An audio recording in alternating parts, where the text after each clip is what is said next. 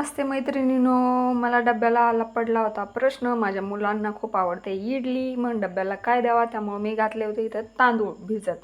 त्यासाठी मी काय काय घेतलेलं आहे प्रमाण मी तुम्हाला दाखवत आहे. ह्या पद्धतीने तुम्ही इडली नक्की बनवून बघा. एकदम छान मऊ, लुसलुशीत आणि कापसासारखी पांढरं शुभ्र होणार आणि चविष्टही होणार. त्यासाठी मी इथे घेतलेले होते 2 वाट्यात तांदूळ. त्यासाठी लागणार आहे मला अर्धी वाटी उडदाची डाळ घेतली.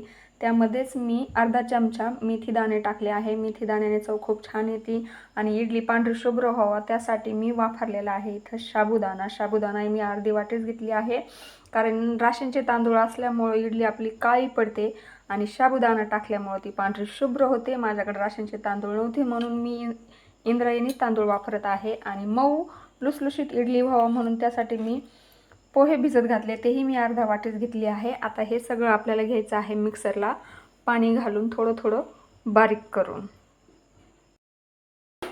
हे बघा मस्त पद्धतीने याला बारीक करून घेतलेलं आहे. आता याला आपल्याला असं झाकून फर्मंट होण्यासाठी ठेवून द्यायचं आहे.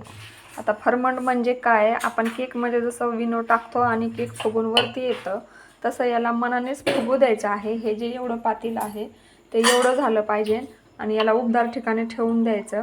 याच्यामध्ये आपल्याला मीठ, खाता सोडा हे टाकायचं नाही आहे. याला मनानेच फुगून द्यायचं आणि मनाने उब देण्यासाठी हे हाताने असं ढवळणं खूप गरजेचं आहे. जोपर्यंत तुम्ही असं त्याला हाताची उब लागत नाही तोपर्यंत ते छान पद्धतीने असं फर्मंट होणार नाही. रात्रभर असं झाकून ठेवून द्यायचं. आता